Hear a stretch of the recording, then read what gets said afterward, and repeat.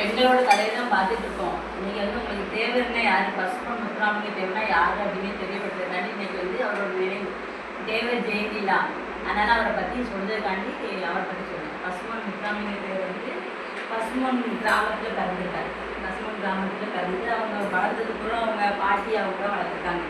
அப்போ வந்து இவர் வந்து காங்கிரஸ் கட்சி இருக்கலாம், காங்கிரஸ் கட்சியில் வந்து முதல்ல சேர்ந்துருக்காரு. காங்கிரஸ் கட்சி சேர்ந்து கல்லுக்கடை மறியல் அந்த காலத்தில் இப்போ காந்திலாம் நம்ம காங்கிரஸில் சேர்ந்து நிறைய போராட்டம் பண்ணியிருக்காங்களாமா. அதே மாதிரி இவர் வந்து கல்லுக்கடை மறியல்லாம் பெருசாக ஈடுபட்டு சுபாஷ் சந்திர போஸ் தெரியுமா, நேதாஜி சுபாஷ் சந்திர போஸ் இறந்து போனார்களாம். அவரும் இவர் ரொம்ப டியர் ஃப்ரெண்டு.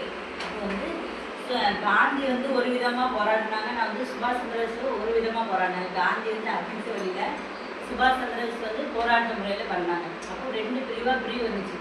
காங்கிரஸ் ரெண்டு பிரிவாக பிரித்து ஒன்று வந்து நேதாஜி பக்கம் போச்சு, ஒன்று காந்தி பக்கம் போச்சு. அப்போ வந்து முத்துராமலிங்க தேவர் வந்து என்ன பண்ணார், நேதாஜி பக்கம் போயிருக்காரு. நேதாஜி பக்கம் போய் அவருக்கு பக்கத்துணையா அவங்க இராணுவத்துக்கு ஆட்கள் தவறுவாங்கலாம், அவங்க இராணுவத்துக்கு ஆட்கள் வந்து இவங்க ஆட்களே அவங்க அனுப்பிட்டாரு. யாரையும் நம்ம முத்துராமலிங்க தேவர் இருக்காங்களா, இவர்கிட்ட இருக்கிறவங்களே இராணுவத்துக்கு நிறைய அந்த காலத்தில் அனுப்பியிருக்காங்க. அது வந்து முத்துராமலிங்க தேவருக்கு தெரியும். இவங்க வந்து தனியாக வந்து பார்வர்ட் பிளாக் கட்சி அப்படின்னு ஒன்று ஆரம்பிச்சிருக்காங்க. ஆரம்பித்து வந்து சுதந்திரத்துக்காண்டி ரொம்ப பாடுபட்டுருக்காங்க. ரொம்ப பாடுபட்டு அந்த காலத்தில் வந்து தாழ்ந்த ஜாதியில் உள்ளவங்க கோயிலுக்குள்ள போகாது அப்படின்னு ஒரு சட்டம் இருந்தது. அந்த மதுரை மீனாட்சி அம்மன் கோயில் இருக்கலாம், மதுரை மீனாட்சி அம்மன் கோயிலில் வந்து உயர்ந்த ஜாதிக்காரங்க மட்டும்தான் போகணும், தாழ்ந்த ஜாதிக்காரங்க போகக்கூடாது அப்படிங்கிற மாதிரி இருந்திருக்கு. அப்போ என்ன செஞ்சிருக்காரு, தேவர் என்ன பண்ணியிருக்காரு, நேரடியாக போய் தாழ்ந்த ஜாதி மக்கள், தலித் மக்கள் எல்லாரையும் கூட்டிகிட்டு போய் அங்கே போய் உள்ளே போய் தாமிசத்திரம் பண்ணியிருக்காரு. அதுதான் முதல்ல அவர் செஞ்ச புரட்சி. முந்தி உள்ள காலத்தில் வந்து தாழ்ந்த ஜாதினா கைகட்டி தான் நடக்கணும், கடுமையாக இருக்கணும், அப்படி வெளியில் போய் நிற்கணும் அப்படிங்கிற மாதிரி இருந்திருக்கு. அப்போ வந்து அவர் அதை எதிர்த்து போராடி அவங்க தூரம் கோயிலில் கூட்டு வந்து சாமி கும்பிட்டு வச்சுருக்காரு. அப்படி ஒரு புரட்சி பண்ணியிருக்காரு. நிறைய நல்ல விஷயங்கள் நம்ம நாட்டுக்காண்டி பண்ணியிருக்காரு. அப்போ வந்து சட்டசபை சேர்த்துல ஜெயிச்சிருக்காரு பார்வர்ட் பிளாக் கட்சிகள் மூலமாக. அவர் தீவிர முருகர் பக்தர். இப்போ வந்து ஒழுக்கத்துக்கு ஒரு எடுத்துக்காட்டு அப்படின்னா நம்ம காமராஜர் சொல்லணும், அப்புறம் அதுக்கப்புறம் முத்துராமலிங்க தேவர். அவர் வாழ்க்கையில் வந்து கடவுள் பிறவி அப்படிம்பாங்களா, முருகர் பக்தராக அவர். முருகர் தீவிரமாக நம்ம முருகர் வந்து நேரடியாக காட்சி கொடுத்தது யாருன்னா தேவருக்கு தான் அப்படின்னு சொல்கிறாங்க. முருகரோட தீவிர பக்தர் அவர் வந்து முருகர் பக்தர். அப்படி அப்போ வந்து இவங்களுக்கு புத்த மத துறவிகள்லாம் தெரியுங்களா, புத்த மத துறவிகள்னாலே ஆண்களை பார்க்க மாட்டாங்க, பேச மாட்டாங்கலாம். அப்போ இவங்க வாழ்ந்த வாழ்க்கையை பார்த்துட்டு புத்த மத துறவிகள்லாம் என்ன செஞ்சாங்கன்னா, தன்னோட கூந்தல் இருக்கலாம், தன்னோட கூந்தலை விரித்து அது மேலே தேவர் நடந்து வரணும் அப்படிங்கிற மாதிரி சொல்லியிருக்காங்க. அப்போ வந்து இவர் சொல்லிட்டாராம், பெண்கள் வந்து எனக்கு தெய்வம் மாதிரி, அவங்க கூந்தலை நான் யாரையும் நடக்க மாட்டேன், அதனால அந்த வரவேற்பை நான் ஏற்றுக்கிறதில்ல அப்படின்னு அவ்வளோ தூரம் பெண்களுக்கு மரியாதை கொடுப்பாங்க. யாரும் நம்ம முத்துராமலிங்க தேவர்.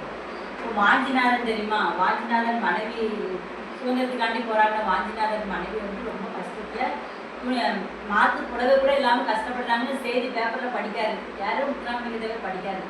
நேராக போய் ஜவுளி கடையில் போய் 5 சேலை பட்டு சேலை இருக்காரு. யாருக்கு சேலை இருக்கா, சேலை இருக்கா, அவருக்கு பெண்பாடையே ஆகாது அப்படின்னு பார்க்குறாங்க. நேராக போய் 5 சேலை எடுத்து வாஞ்சிநாதன் மனைவியை பார்த்து, அம்மா இன்னைக்கு நான் உனக்கு ஒரு சகோதரன் இருக்கேன், உனக்கு என்ன உதவினாலும் என்கிட்ட கேள்வி அப்படின்ட்டு அவங்களுக்கு தேவையான உதவிகள்லேருந்து எல்லாமே யார் பண்ணியிருக்கா, நம்ம தேவரையா பண்ணியிருக்காரு. இவங்களை வந்து நம்ம ஜாதியிலனால பிரிக்கக்கூடாது. இது வந்து உதாரணமாக வந்திருக்காரு. நிறைய வந்து தாழ்த்தப்பட்ட அவரோட சொத்து சுரங்கள்லாம் இருக்கலாம், அவங்க பண்ணையில் வேலை பார்ப்பாங்கலாம், அந்த தாழ்த்தப்பட்ட சமுதாய மக்களுக்கே அவர் எழுதி கொடுத்தாரு. அது எவ்வளோ பெரிய மனசு வேணும்.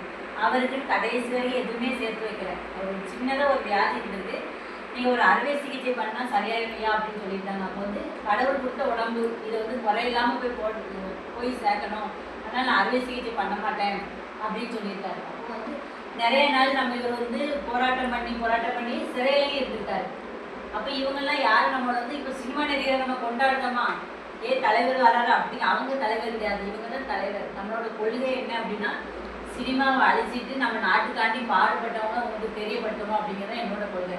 இது யார் அப்படின்னு உங்களுக்கு பதியும் போது நம்ம வந்து நம்மளை முதல்ல நம்ம விரும்பணும், மற்றவங்கள ரசனையாக இருக்கக்கூடாது. இவங்கெல்லாம் கொண்டாடப்படக்கூடிய ஒருத்தவங்க, அவங்கள நீங்கள் நினைவு வச்சுக்கணும் அப்படிங்கிறதுக்காண்டி தான் நான் இவங்களை சொல்றேன். ஓகேவா? வணக்கம்.